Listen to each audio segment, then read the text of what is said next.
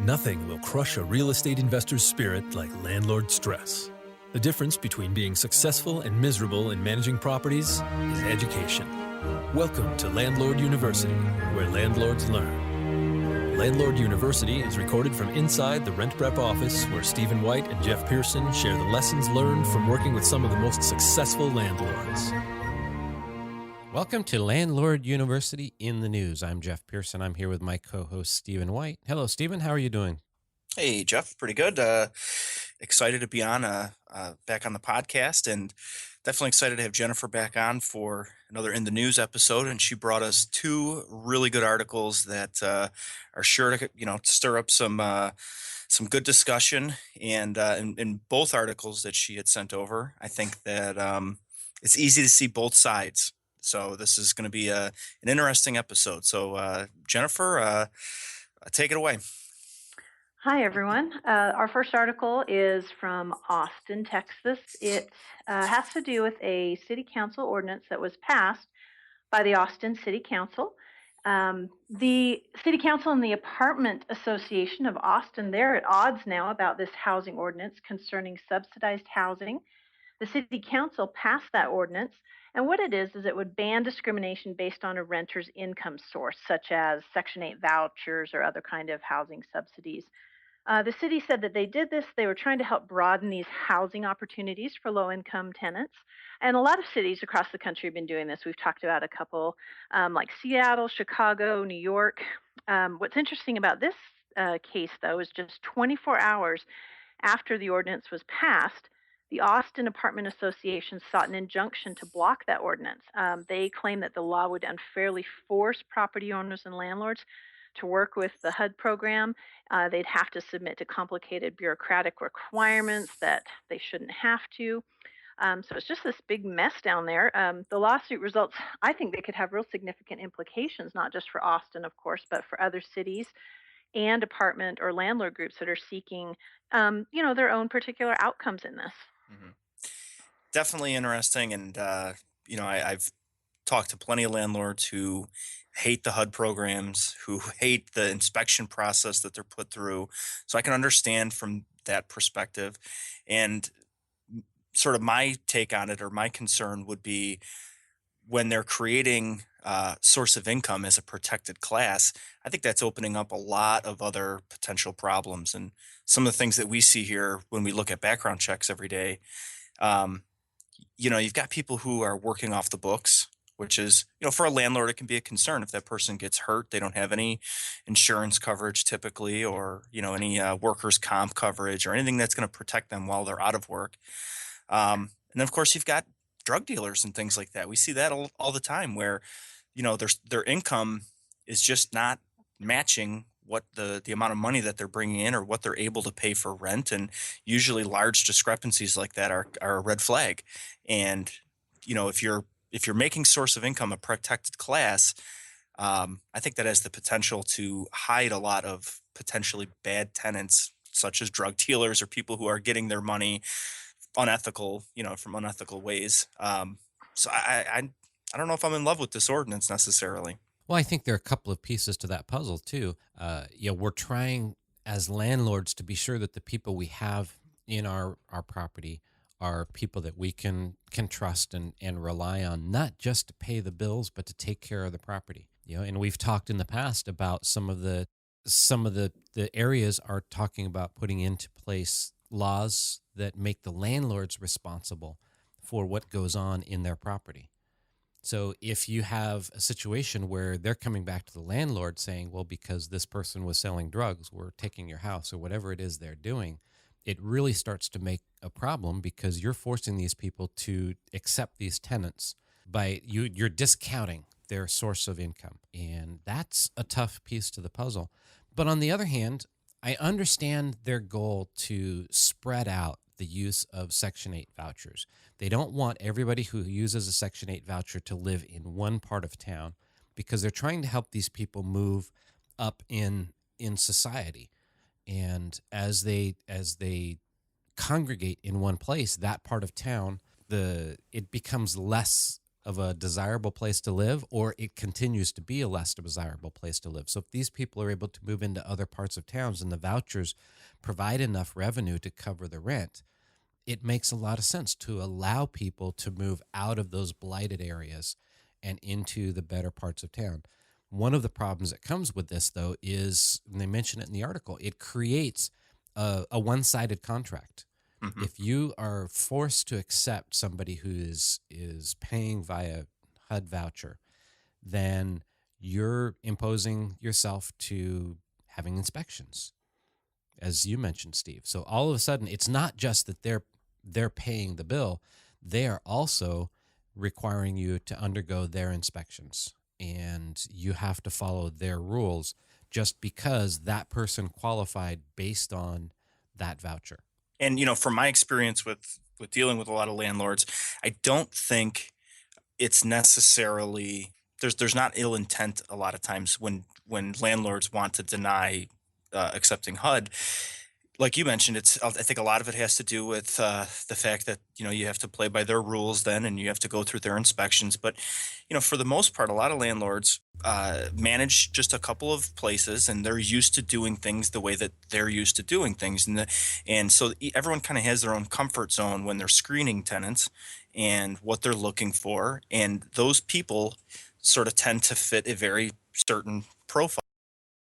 I think a lot of the landlords are getting out of their comfort zone when they start to change that screening criteria. And so when you start to consider the Section 8 vouchers and things like that, it's deviating away from their routine of what they're comfortable with. And I think that's why 90, which this figure astonished me reading it in the article here. 91% of private landlords refused to house Section 8 vouchers in that.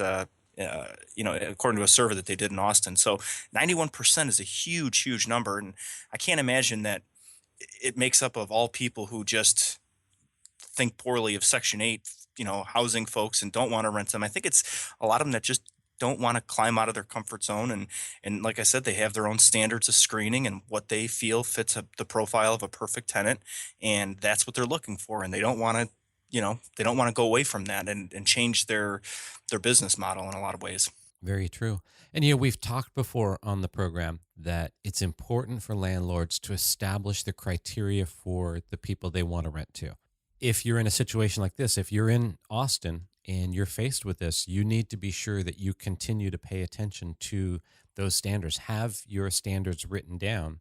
So source of income isn't, it becomes a protected class in this case, but you still have your standards in terms of prior evictions, bankruptcies, credit, and all of those types of things. You can use those as criteria for whether or not you accept these people as tenants. And you know what? If you get somebody who is trying, who they want to pay with a HUD voucher, and they fit all of your criteria, and your gut feeling is this person could be a great tenant, I think it's a great thing. I see the benefits that this brings to our communities if we're able to have people who are on HUD vouchers be able to move into other parts of the community. But you're right, it's a comfort factor. Now, one of the things to keep in mind in this particular bill or law that they're passing, that they want to pass, does not apply to people who own no more than 3 single-family homes at a time and do not use a realtor or broker, or those who own a dwelling that contains no more than 4 units and maintain and occupy one of the units. So the landlords that just have a few properties, it's not going to apply. Right. And if you have multiple properties but you don't use a realtor or a broker, it also wouldn't apply. So they're kind of tying the hands of realtors and brokers who manage properties, which could impact their business. It'll be interesting to see. Yeah. And it's also interesting is I've seen ordinance like this, from the beginning or the starting point like this one's in, and what it usually means down the road. And to me, when I'm reading this and I'm seeing it, you start to wonder, well, how are they going to start to differentiate these landlords? It's not just a matter of walking into city hall and saying, well, this is how many I have. Usually there's a registration process, there's a licensing process, or something where the municipality now has to track the landlords, so they want to know who are these landlords that meet our criteria. And of course, there's going to be a fee to go along with that. So, you know, Right. there always is. Even in my own municipality, they did the same thing, and it was for the noise abatement ordinance, or the nuisance abatement rather Right. ordinance. But along the same lines, they started to say, well, it's going to affect these landlords who own X amount in this, this group here. But then, like I said, of course, in order to identify these people, now you have to have a registration process. And of course, there's an annual fee for the registration. So I could see, where the landlords and the people in this community just don't want to open this can of worms, which I think eventually it could potentially become for sure. Yes. So any final thoughts on that, Jennifer? Do they have anything like that in Utah where you're at? Oh, for sure. The two properties that I used to manage were both, we took a lot of subsidized housing applicants. And I guess I just have to say that the problems that landlords are thinking with, the compliance and the inspections and things like that, honestly, we didn't find it that onerous. If you're a good landlord and you're doing, or a good property manager and you're doing what you're supposed to be with multi-unit housing, it isn't that onerous. It's making sure that your, fire extinguishers are up to code, and lots of things like that. So I think a lot of it could be really solved, maybe rather than a forced ordinance like this, is a lot of education, educating landlords and saying, see, you're automatically afraid of participating in this type of program because maybe you don't have a clear understanding of what it requires. So I would really like to see more education going on, having people from these different, government subsidy programs going into the communities and saying, here's what it will take, here's how this will benefit you, here's how this benefits our community. The article was saying that there are about 2,500 spots in the city with almost 20,000 applicants. I mean, there's a great need for this, and I think if a lot of landlords who would just be able to get familiar with the program and understand the ins and outs of it, I think we might bring a lot more people together in understanding Hmm. rather than this sort of us and them sort of an Right. attitude with it. That's a really Yeah, good point. I agree. And Jennifer, let me ask you, just since you Hmm. have experience with the program and in your own Hmm. community, have you ever ran into a situation where somebody lost their their subsidy for whatever reason? Maybe they didn't reapply correctly, maybe they violated some, Sure, something on there. absolutely. And so in those cases, do you find that you're most often evicting them, or are they easy to convert to a traditional lease where they're paying it now? There was never a problem with evictions for people that were on subsidized housing. And one thing that I found was a great benefit is that you've got another person, because they have a liaison that they work with Hmm. in order to stay compliant. They if their family changes or their income changes or something like that, they have to go through and stay compliant themselves. And so anytime issues were coming up or there was a change in something, I had a person that I could go to at that housing agency Right. and work with them. So it was like another resource actually. And they also have, I think I've said this on the program before too, they also have their own set of screening Mhm. criteria as well that they have when people apply for the program. So it's not Right. like they're just plucking some random folks off the street and saying, "Hey, here you go." They have their very own tight screening and conditions that people have to meet in order to receive this help. Absolutely. And I think, the part that I guess didn't surprise me so much, because my area here in Western New York is in a similar situation where there really is a small number of available spots versus the amount of applications they're receiving. And, same thing here in Austin. There's so many people on this waiting list.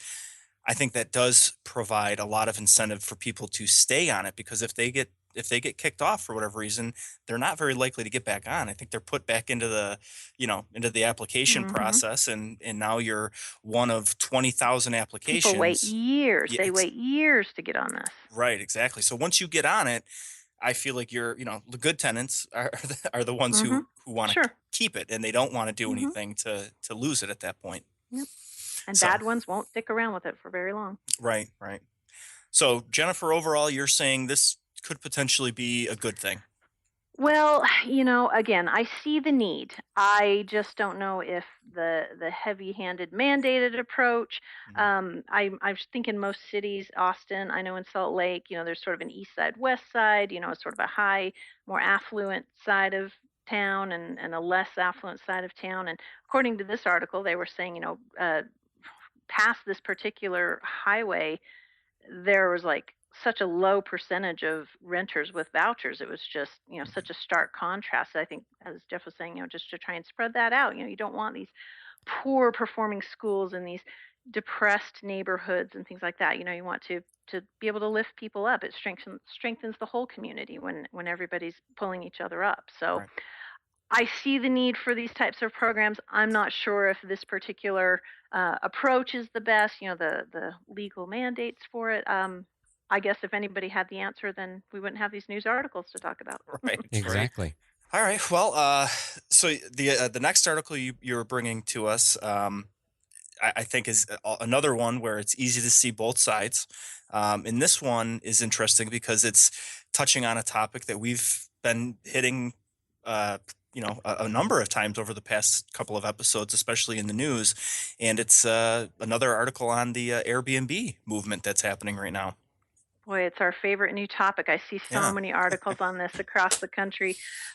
This particular one, it happens in New York City. A judge in New York City has ordered a woman to stop renting out rooms in her Central Park West apartment via the Airbnb website.